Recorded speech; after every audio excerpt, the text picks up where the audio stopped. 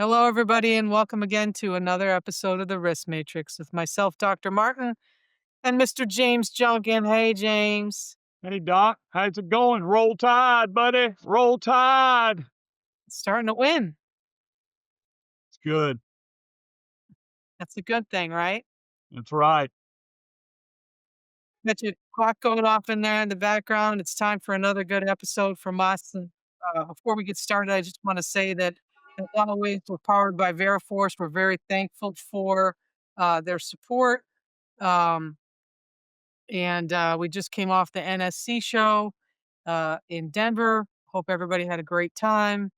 But let's start a little bit here, James, with a couple things ripped from the news. We always kind of start with these things.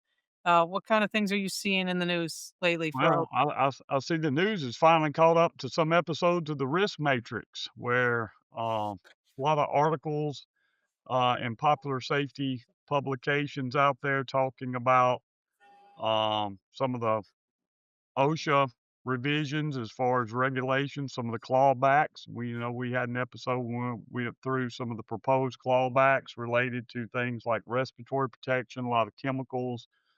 I think we had a spirited conversation about the general duty clause we there, did, we right? did. And you're starting to see, I think Pennsylvania now is considering its own state plan when it comes to heat illness prevention, which is going to be interesting at how this plays out in the courts, where the states are usurping the authority granted to OSHA under the federal, um, under the OSH Act.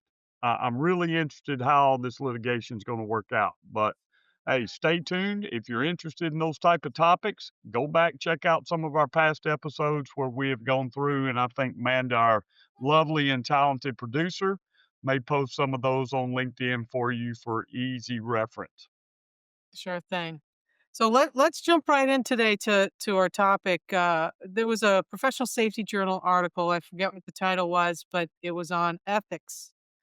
And ethics is a good topic. I think a lot of people um, sometimes relate ethics to morals. They're not the same thing. You know, morals are our own personal set of beliefs and values, etc. Whereas ethics are kind of how you act in certain situation, what professionally is kind of a good way to act or a bad way to act, or on the line. And Mhm. we've got a list here of ethical dilemmas for safety professionals. We're not going to go back to that article. We actually created our own. We So came up you with want to our start with own number top one? 10, like the old David Letterman top 10 list. Uh, the articles in Professional Safety Journal this month applying ethics to the safety practice, and I think of this may not be the textbook definition, but I think of morality and morals being more philosophical and ethics being sort of situational based. And we'd like to think that safety professionals always act in a ethical manner. We have codes of conduct if we're members of ASSP, if you're carrying designations from Board of Certified Safety Professionals, they have a code of conduct. The National Association of Safety Professionals has a code of conduct. So sometimes there's gray areas. When you have a regulation, right, it's easy to say that's not a tremendous ethical decision, right? I have a rule, I either follow the rule or I don't.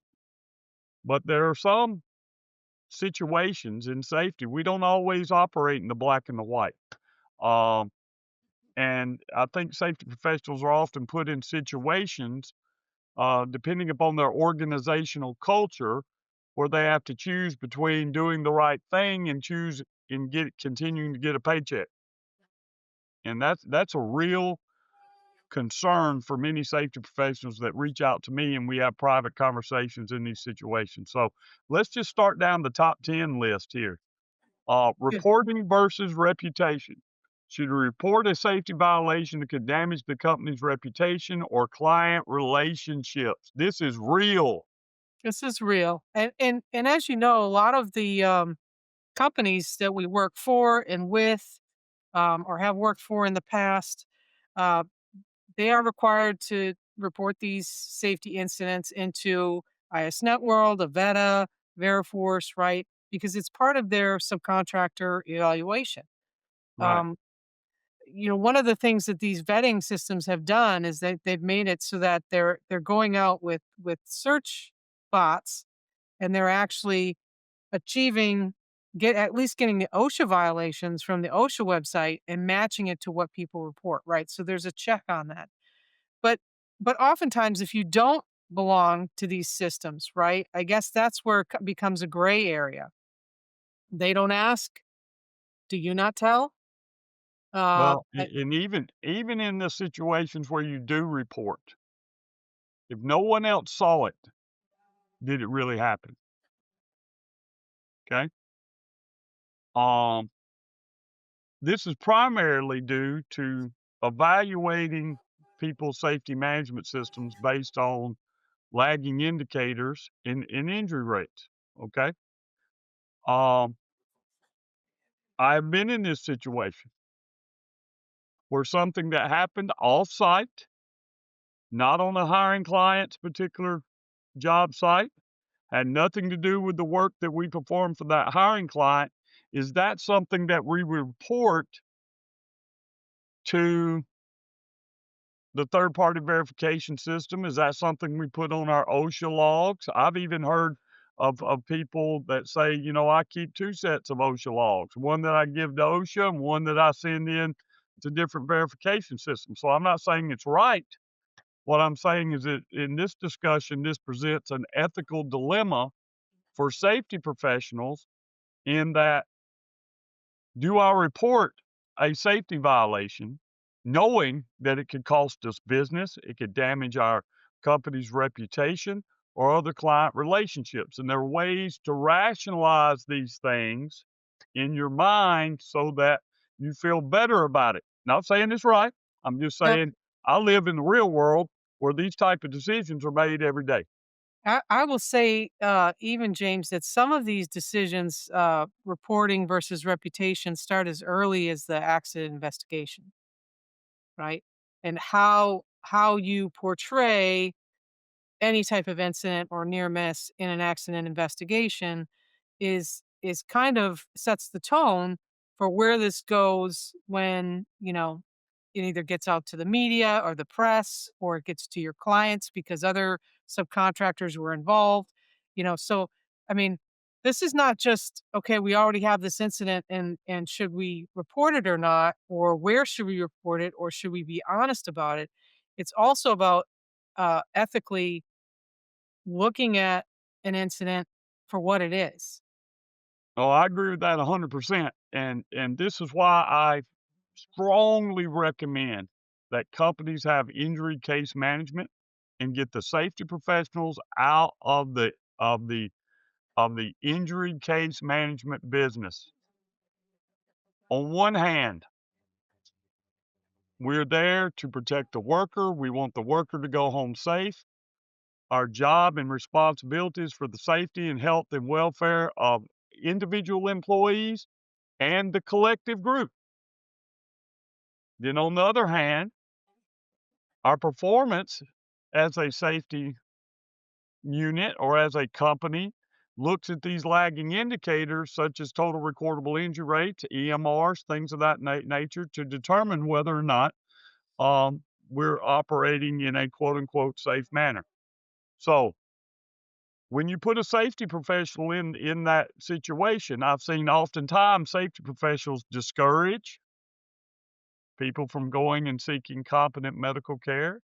I've seen treatment on site, where people, for example, probably needed stitches, but we went ahead and glued it somehow or some manner, to keep that injury, even though we might report it, off the OSHA 300 law, because of the consequences of recordable injuries.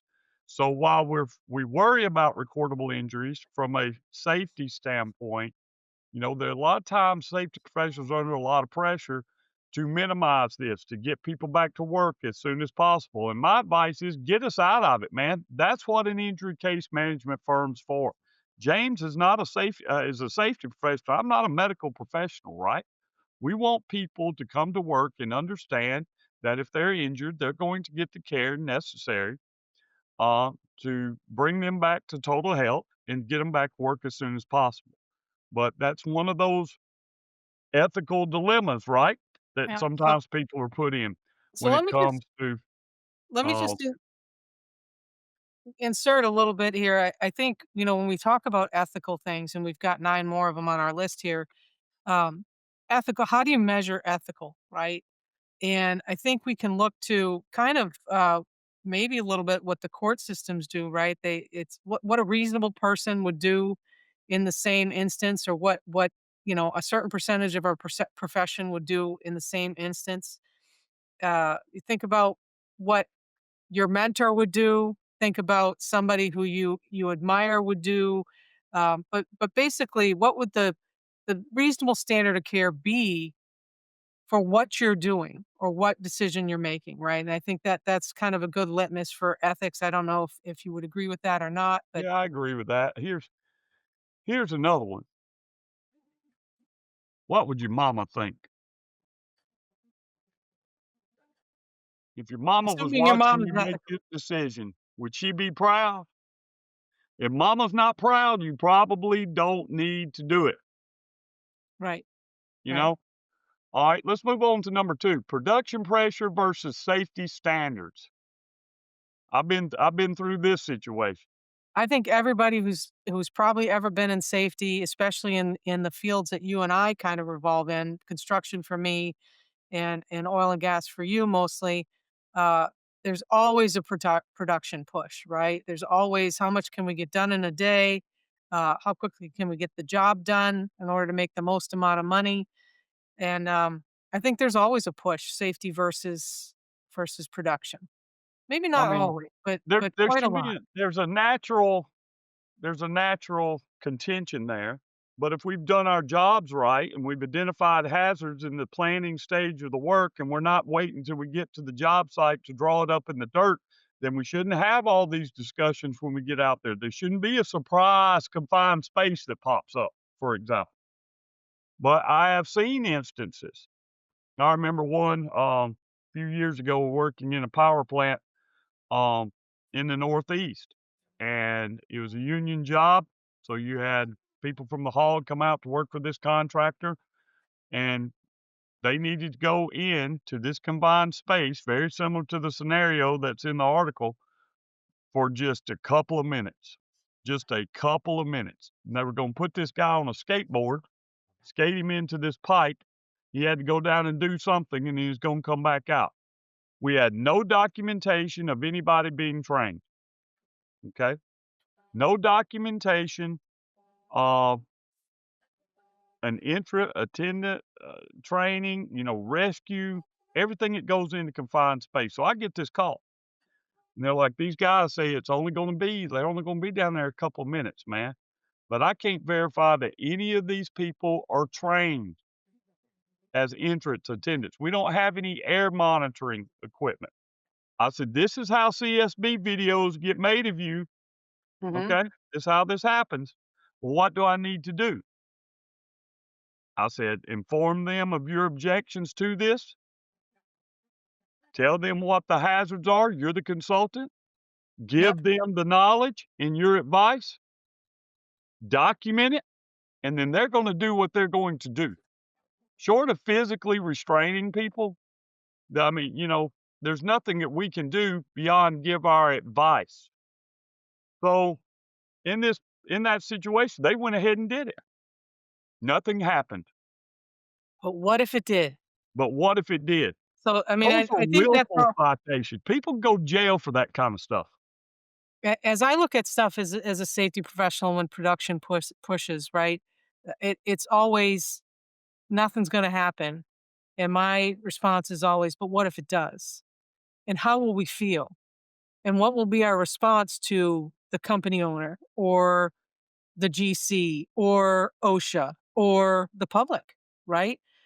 Because these types of hurry up and get it done happen every day. Every day. And every so, day. One of the there's most a co I can't tell you how many accidents I've investigated in my career. I just can't. I can tell you how many fatalities, 21. I'll tell you one of the most common phrases. I wish I'd started documenting this years ago when we started doing incident and accident investigations. And you probably have this true in your career as well. The most common phrase before the incident, we ain't got time, right? We right. ain't got time for this.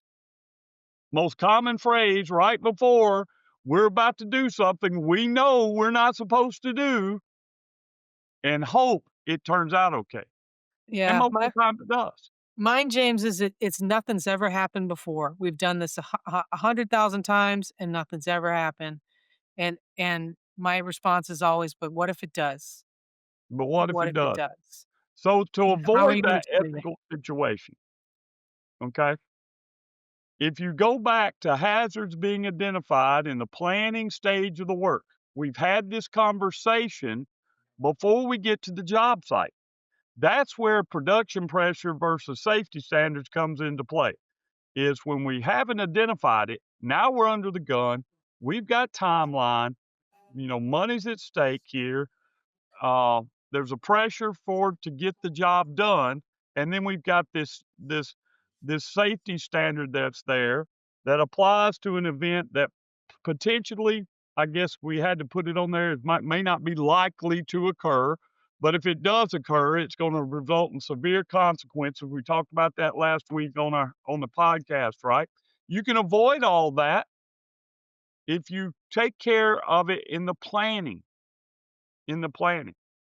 Now, Well well, here's the thing, before we move on to the next one, production versus safety. One of the things that needs to be done in a lot of companies is we need to get back to, um, kind of more of a team discussion. We talk about HAZOPs and whatnot. Uh, you have bidding personnel and estimating personnel that are going out to jobs and maybe have never been in a company where safety has been involved or safety has been a large part of their work. In fact, I'm working with a company now that they're ramping up their safety. And one of the things that we're doing is we're educating the bidding and estimating functions and the project management functions to look at some of these hazards that are in the work, inherently in the work that this company does. And so they're now designing in time for safety. They're designing in the preparation for safety. They're designing in the right PPE so that when we get to the site, there's no production holdup because we've actually added a little bit to our budget or found some in our budget that we could move over into the safety function. And now we're not competing production versus safety, right? We're actually working together. And that has to start, in your change management, you have to start at the top, which is at the beginning of the project or at the inception of a project being either asked for a bid or, brought onto a team. That's where it's really got to start so that, you know, fight, if you will, between production and safety doesn't occur. It's at least a bit minimized. and I think a contributor for that sometimes is making sure you have qualified safety professionals. Okay. That's a whole nother episode, That's James. a whole nother episode, but I want to throw this in here. In the assessments that I do, audits that I do for various hiring clients of their contractors, I hear this at least 80% of the time. But my hiring client didn't tell me I had to train on this. But my hiring client didn't tell me I had to do this. My hiring client, I did the training they told me I had to do. I sat through a 4-hour video. I watched a 30-minute webinar or whatever. Okay. And it's shocking to them because they didn't bid all these safety protocols in place that OSHA requires them to do. They just following the lead of whatever their hiring client put in the minimum contracts. Hey, go That's watch right. this orientation. You minimally have to have this set of PPE on to come on site, as almost as if They have no responsibility to their workers, and that the hiring client is blindly running their safety department. Listen, man, that's one of my biggest pet peeves, but it So comes back to this number 2, and then we're gonna move on. When you're not prepared for all that from a budgetary standpoint, right? And then somebody like me comes on and assesses you and say, "No, there's about 37 things you need to be training your people on. Oh, by the way, you employ subcontractors, and now you've got to have this subcontractor vetting system that you're supposed to have to protect your company and the hiring client." You could see their eyes get as big as Casper back here, my friendly ghost. Y'all yeah. remember Casper, right? Well, let me just add one thing to that, James. I think it's easy to say, and this may be a whole nother topic or a whole nother show. It's easy to say the general contractor didn't tell me I had to have that. It's easy to say that was the general contractor's responsibility to supply XYZ, right? But the bottom line is if you're doing business, no matter what kind of business you're doing, whether it's oil and gas, construction, manufacturing, whatever, it doesn't matter. None of that matters. It all falls away because you have a responsibility to protect your workers, right? Your company has a responsibility. So if 100%. the general contractor tells you you need to train on XYZ, but you know that you're going to be going in a confined space and they didn't tell you that, you still got to train on confined space, right? The general contractor's not OSHA, There's not a single standard that doesn't say the employer. right? The employer shall. Now, you may drag your general contractor into it in a multi-employer citation situation, but you're not getting off scot-free with, "Hey, nobody told me." Listen, man, OSHA told you. The OSH Act is the law, baby. So, identifying hazards, understanding that a hiring client is not your safety mom and dad. They are not there to run your safety department, identify all the hazards, come up with all the training. Their lawyers aren't going to let them do that to begin with. That's why they hired you. But it just astounds me that this attitude is prevalent throughout safety that, hey, I'm doing what the hiring client told me to have to do. And so the limits of training sometimes is a 30-minute video or 5 things they got to train on or 10 policies that the hiring client told them they had to have. And that's the limit of their safety management system. But for time constraints, we could do a Let's whole episode on this. You about to get me fired up now. I know. Listen, but I had to say it, right? Because you kind of opened that can of worms, and I've heard this very much recently. Well, somebody else was supposed to do it. Well, you know what? When somebody dies, it doesn't matter who else was supposed to do it. Um, if you were supposed to do it, that could be the reason that somebody gets hurt, falls, has a serious injury, etc. And you want to make sure that um, you're preparing your people for the conditions that they're supposed to You be in and not the cannot ones that abdicate somebody else. your responsibility to protect your workers to someone else. You're responsible. The employer shall. All right. Number 3. This is a good one. Whistleblowing on unsafe practices. That's picking up Woo! the phone, calling that 1-800-321 OSHA. Okay. So, I mean, I think, and correct me if I'm wrong, I don't think I've ever been in a position where I've had to call OSHA, right? Most of the time, I'm in a position where if I ask my client to stop work, they stop work, and we correct the situation. But I've had several places where I've been called in where a whistleblower has done uh, done what you said. They called OSHA and they've reported, and OSHA's come out. Now, I think there are a lot of ethical concerns around how you handle that situation, right? This is a tough one. I get this call all the time, and it's really not about, "Hey, I wanna whistleblow." It comes down to, I've been as effective as I can be. No one's listening to me. What do I do because I have a family to feed? I have bills. I got kids at home, you know? Um, but that may be a separate conversation. So when do you, as the safety professional, pick up the phone and report your own company to OSHA?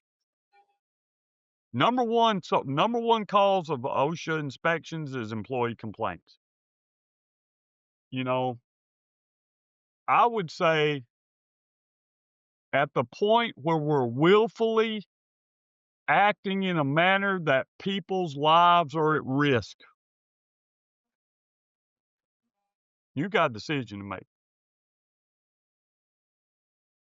An ethical decision to make, An ethical a decision, moral decision to a make. moral decision, and that is not an easy decision. You know, a lot of times, OSHA investigates almost all exclusively whistleblower complaints, even under things like PHMSA. They investigate PHMSA whistleblower complaints. Whistleblowers have a lot of protections. And if you're a company that's being investigated because of a complaint, the penalties for retaliation have serious teeth.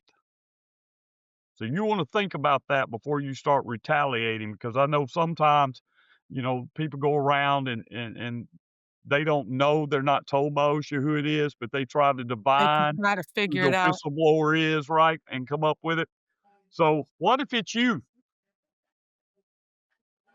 When you make that decision, I would say when you're putting people uh, repeatedly in unsafe conditions. For example, the case a few years ago, can't remember the company's name. I wouldn't call it if I did, but it was excavation tragedy.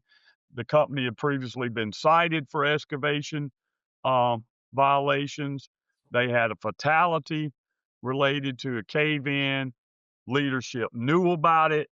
Text messages indicated that leadership blew it off. If I'm the safety professional in that company, I'm definitely dropping a dime on these guys because their actions and repeated actions are going to get someone killed, And did.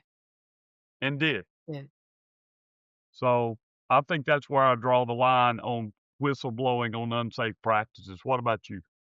I think you're right on there, James. I think that when somebody's in danger and nobody's listening, I think that there has to be a call. And sometimes, I know, and I've done this, right? You have mouths to feed. You need your job. You have to pay your mortgage, but can you live yourself? Can you lay your head back on that pillow at night, knowing that you possibly contributed to somebody being in imminent danger of losing their life? I I don't know just if I couldn't could live do with it. it. I couldn't do it. I live with a lot of regrets anyway. As you grow I as a think we safety, all do. there are I think things that you look back on your career and you say, I would have done this differently, or I learned from this incident, or I gained in knowledge and realized I was doing it wrong, you know? wish I could But take it when your back. actions directly lead to someone dying, Right. you know, that's negligence. There can be criminal penalties for that. There can be civil liabilities for that. We just saw the Right. farther up you go in the food chain, Aghorns in the H2S incident from 3 years ago, their vice president's going to jail and they're Yep. part of the hiring client. Yep. So I don't know. I just think that as a safety professional, that's where you draw the line. The rest is maturing your safety management system.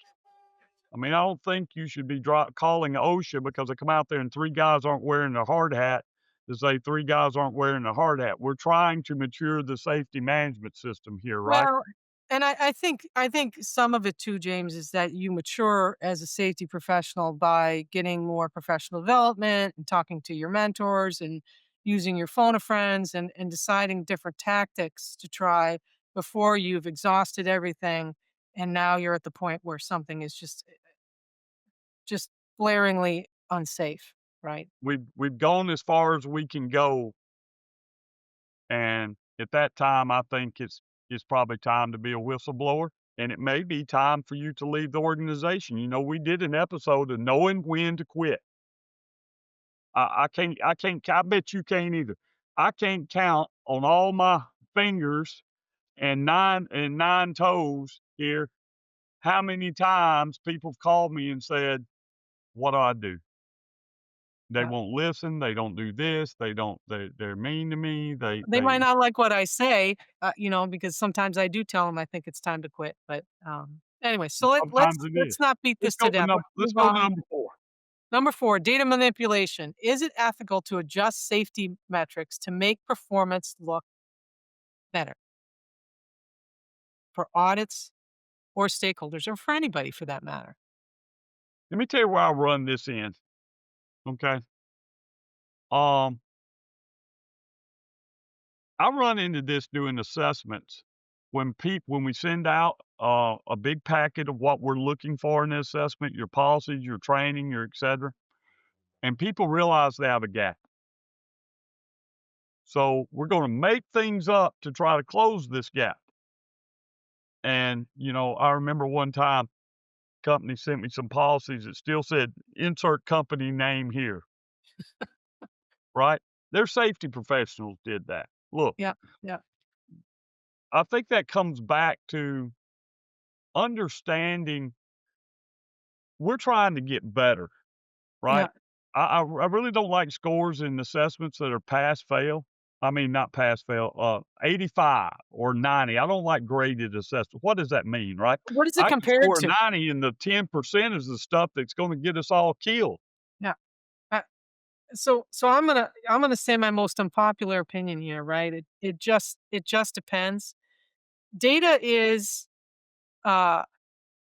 it's kind of an elusive thing, right? I don't think that there and I'm gonna get crap for this, I think, but there hasn't been anybody who's been able to tell us with certainty what set of data matters for the majority of the workplaces out there, the majority of the companies, okay? And don't tell me TRIR or EMR or any of those other things because as we've talked about already, there is a tendency for people to manipulate those numbers or to downplay things to get those numbers where they need them to go, either for the subcontractor qualification systems or for whatever reason, right? So when you look at data, right, manipulation aside, I think you have to, well, not manipulation aside, let's say manipulation will always be included in some respect because it's a subjective way that people look at things, right? How you look at data and how I look at data is different. And nobody's told us that there's one way to look at it. So I think it just depends, right? I think it depends on who's looking at your data, whether or not they're going to say it's manipulated.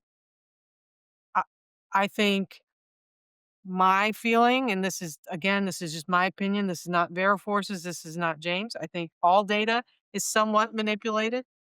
And where do we draw the line for that? I think Mm.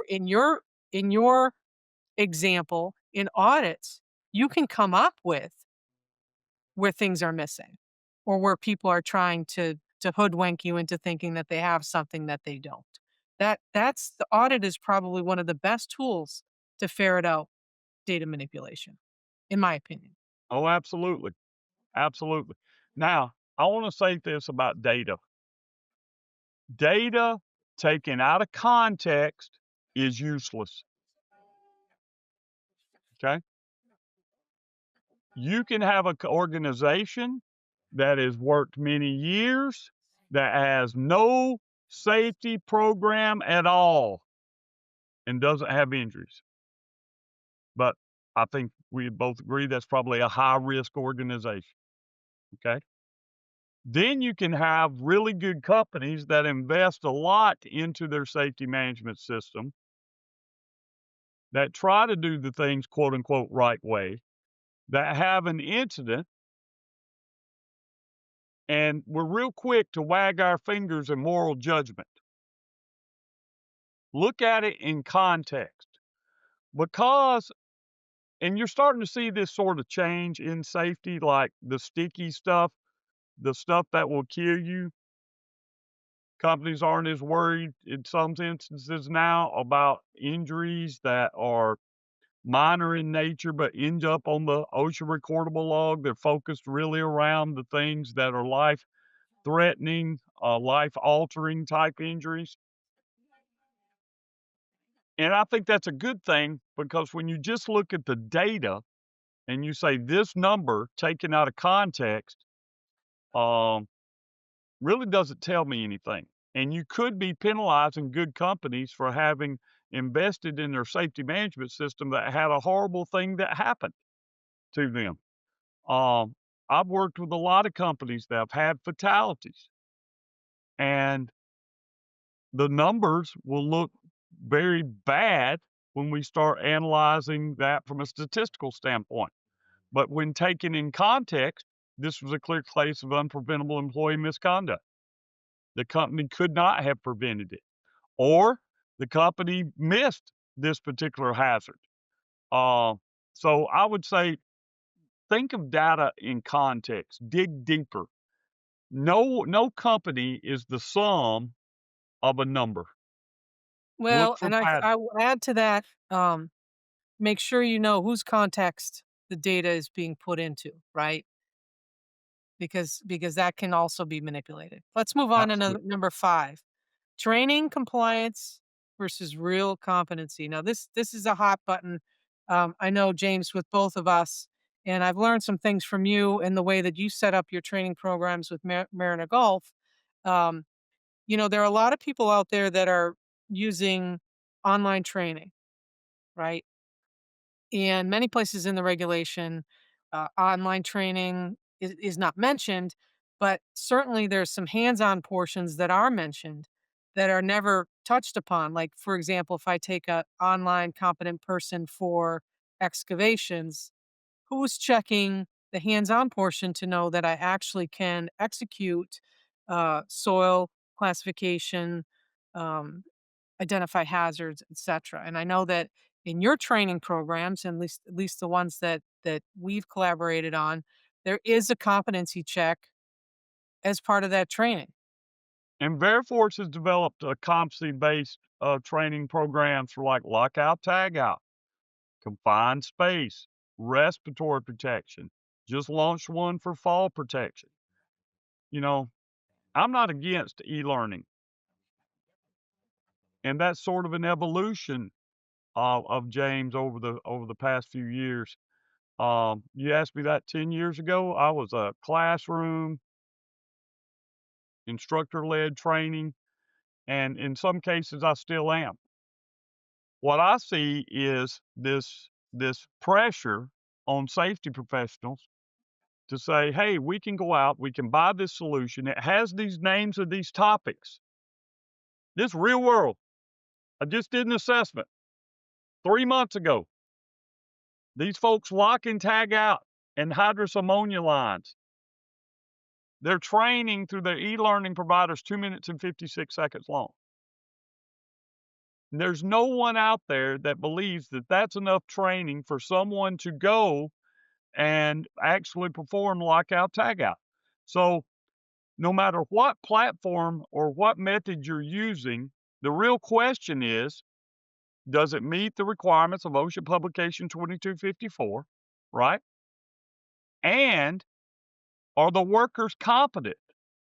I've done assessments where we're checking the boxes where it says, okay, show me a training roster, show me your syllabus, show me this. And then we go in, we talk to the people in the field, and it's not translating.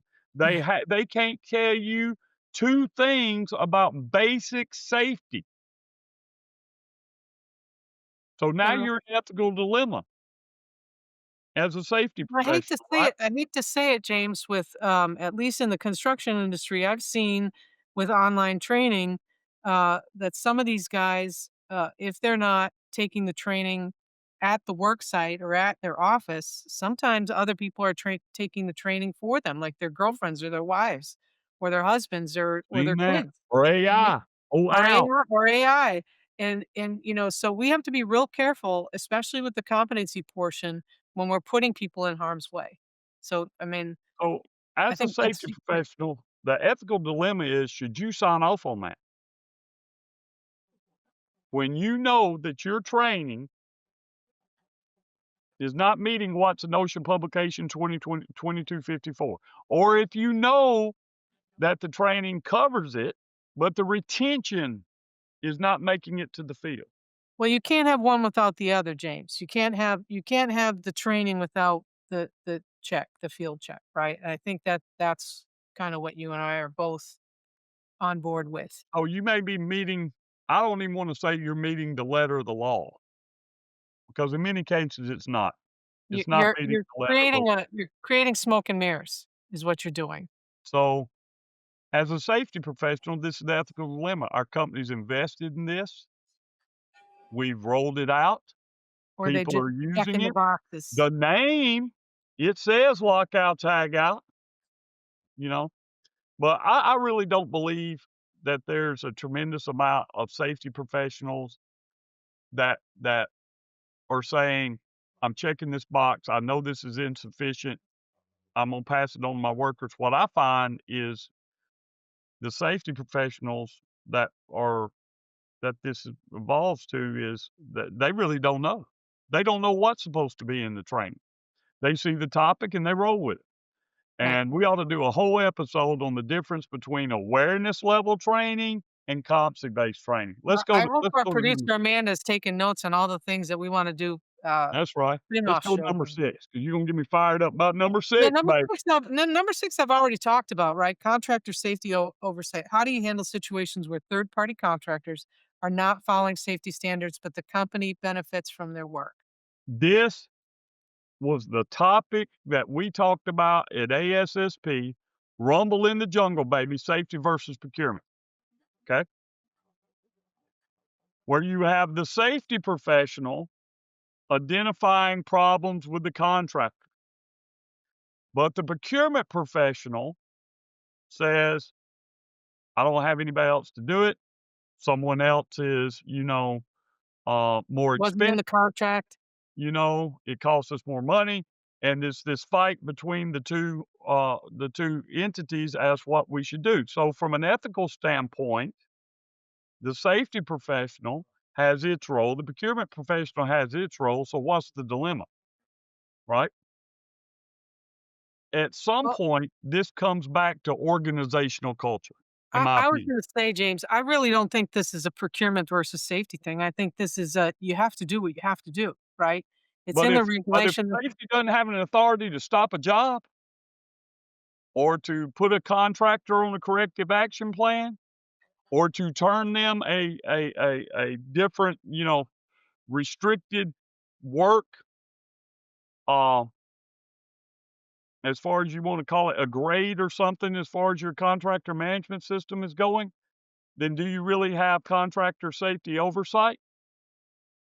There's so what's the ethical dilemma? The ethical dilemma, I don't think there is a big ethical dilemma. I think it's an organizational culture dilemma where you've not set either party up for success. Somebody has to be able to have veto power, okay? Yep. Someone has to say, you know, this contractor has had 17 OSHA citations, 3 fatalities, and their total recordable injury rate in EMR are 4 times that of their industry counterparts to be able to say, "We need to stop here. This is unacceptable risk." It's unacceptable risk to their workers, it's unacceptable risk to our workers. So I think the ethical dilemma there is if you know that,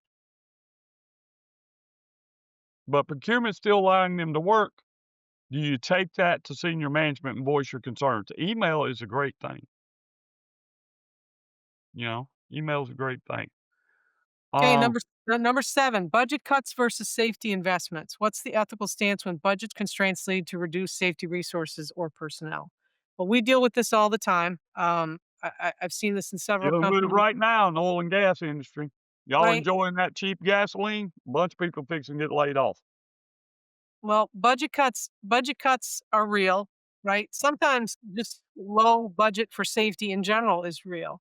And I think this comes down to you know, a lot of times when you have to tighten your belt, you have to look at different ways to skin a cat, so to speak. No offense to the PETA people out there, but you have to look at different ways to get things done. And we talked about this on one of our other episodes that sometimes you need to look into alternative suppliers or you need to look into alternative solutions.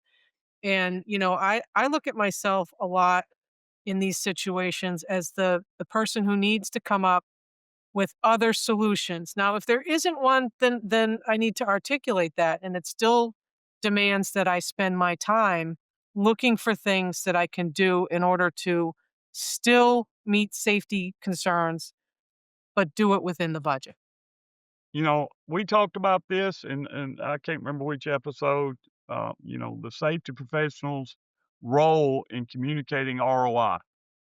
There is not some unlimited amount of cash and resources available for companies. We have to operate within a budget. Being able to communicate what's critical, what we need, what the regulations require, what the risks are, to be able to get your piece of the pie is very important. But in this position, I kind of go back to the things that we said earlier. If it's been cut to the point where we're putting people's lives at jeopardy, we can't afford to have SCBAs. So we're just going to go into confined spaces that have hazardous atmospheres without SCBAs. That's where I'm drawing the line Yep. from an ethical standpoint, right? Right. Um, I think most people get that. Now, number 8, this is a hard one. This is a hard one for Jane. Personal relationships versus professional integrity. How do you manage safety violations committed by friends or longtime colleagues? Um, you know, I- I've been able to separate. I think that, when it comes right down to it, uh, if it if it's unethical in the workplace, then I've called people out at the detriment of being let go. It's hard though. It's hard when you care about somebody, their family, they've got little kids, they've got, mouths to feed, bills to pay, etc. But when it comes right down to this, if you can't convince somebody that they're doing the wrong thing and perhaps to turn to the right thing, then I think it's time to cut ties. Where I see this, and I hope none of my guys are listening to this, but the older I get, the more softy I am, right? You are a softie. And I'm harder on my new guys. Damn the people that've been with me for a long time. I've got folks who've been with us since the beginning of this company. We're talking 18 plus years. A lot of them over a decade. Love those guys. And as your boss and you develop these personal relationships, right, it's easy to overlook little things that you hold other people accountable for.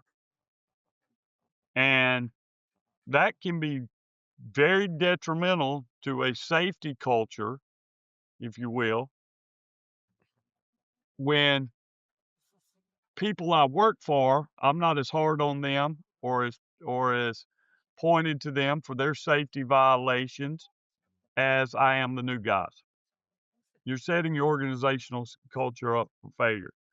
So whether it's friends, and we all get to be friends, we're all colleagues. You spend more time working with your team than you do with your own family, at least waking hours, even in a 40-hour work week. So I think again that's something that's difficult. You have to work on that. I have to work on that. James is not a perfect person. Okay. If you don't believe so, we'll call my wife in here and she can list all the faults that I have. Roll Tide, right? Uh, but it's something I have to work on because I'm challenged with that. But when it comes to safety, set a standard, adhere to the standard, recognize that's something that you may have, that you're overlooking long-term employees, safety violations while you're coming down hard on people that are brand new to the organization. Consistency is key. Consistency Mhm. is key, Fairness and is key, fairness, right? Fair right? is where the pig goes to get a ribbon, though, I've been That's told. right. Fair is whatever I say it is in Marigold. Number 9, incident investigation transparency. I alluded to this above, right? When we start about cooking numbers or cooking incidents and is something this or is something that. Investigations, you should try to be as transparent as possible about your methods that you're using, the data you're collecting, how that data is being used, and what the implications are to the company, right? I know that there's probably some people that they try to play down some incidents through their investigation so that, it really doesn't uh, hurt leadership that bad or set the company into a role. But, an investigation should be it is what it is, and the outcome should be exactly what the outcome should be as opposed to So being manipulated. here's where this particularly comes into play. We have an incident of a severe nature. My hiring client, safety department says, we want your incident investigation in written format with detailed root cause analysis on our desk in 3 days. So you go through and you identify all these systems issues, which probably exist. I've yet to investigate one incident where it's just a single root cause. It's always multiple causal factors that lead up. And the more severe the incident is, the more the causal factor. It lands on your boss's desk and they say, we're not telling that to our customer. There's no way we're telling that to our customer. It looks like we've got all these problems with our organization. I understand the ethical dilemma and the pressure, but you're not going to fix it if we don't identify what the problem is. Okay. The second part of that is having worked with hiring clients, I think they appreciate the honesty. Anybody that's been doing this for a while knows that blaming the employee with the default, almost exclusive corrective action being retraining the worker is probably not deep enough from an investigation. I think people, at least in my experience, where we point out system deficiencies and we put corrective actions in place that are meaningful, our customers appreciate that. Now, that's one aspect of it. The other aspect of it is litigation. James, you can't put that in a report. That report's going to be discoverable, and the plaintiff's lawyer is going to use this against us. So, in instances of that nature, that's why it's very important to have a counsel that can direct the investigation, that it can be protected, everybody being truthful, and you don't have to worry about disclosing uncomfortable things or manipulating your report, leaving details out, you know, and still protect the organization. So, again, a little bit of planning here can go a Yep. long way. Yep. Number 10. Last one, cultural sensitivity versus safety enforcement. How do you enforce safety rules that may conflict with cultural practices or beliefs in a diverse workforce? Hmm, interesting. I'm trying to think of an example where a safety rule may conflict with cultural practices. Um, Perhaps hard hat use, maybe with religious sects that have long hair or need to cover their head. There may be some cultural sensitivity there. Um, there may be times in the workday where people need to stop for prayer, and Okay. it's I during think a that goes back. Look, I don't want to get in some big discourse what's going on in this country. It hurts me. It really does.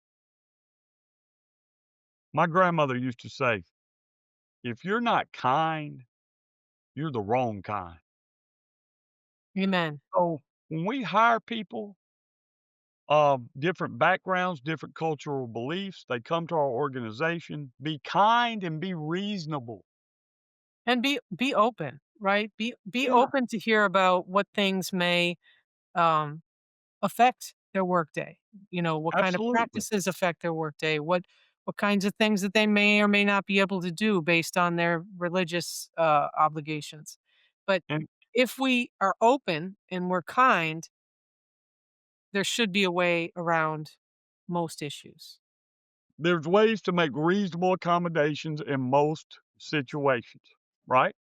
So to me, it's not really an ethical dilemma other than, again, identifying in the planning stages of the work. That's So right. let's take facial hair, for example. Okay. Some people in their culture, facial hair is almost a requirement for their religious beliefs.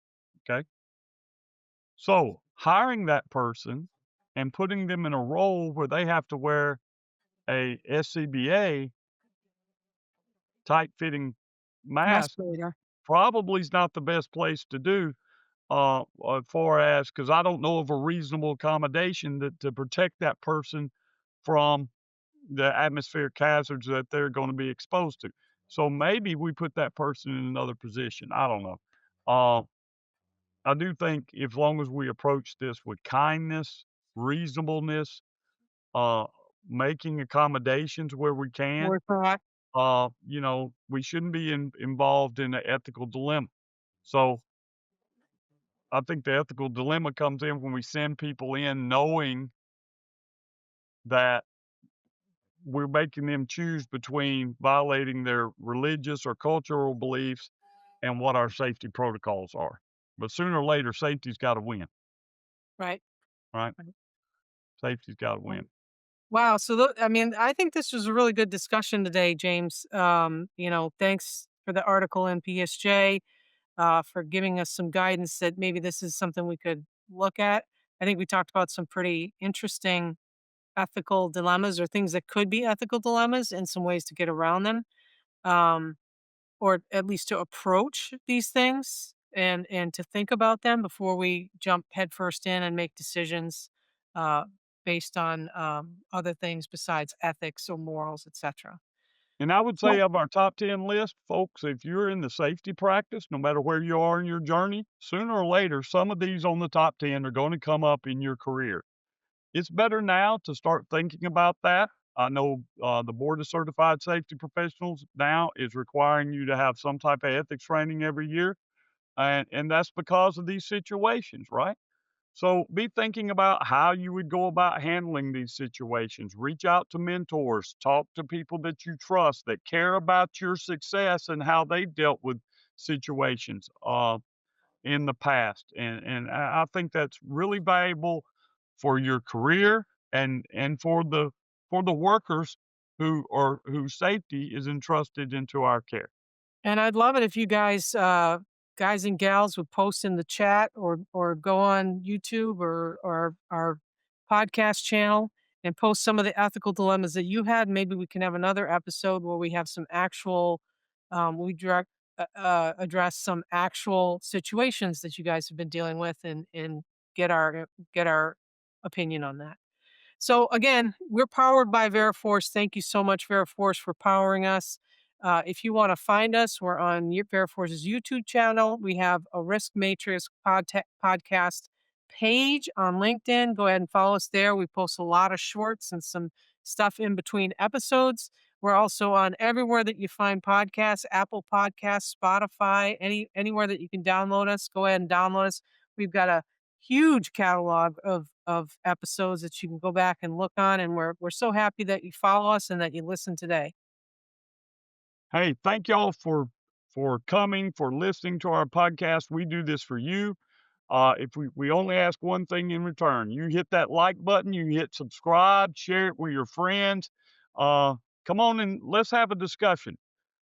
We thank you for all of what you do in helping make this podcast a success for almost 2.5 years now. And we look forward to continuing the conversation as we round out 2025. So until next time, roll tide, baby, and y'all keep bringing those workers home safe. Roll Tide, and it just depends. Out.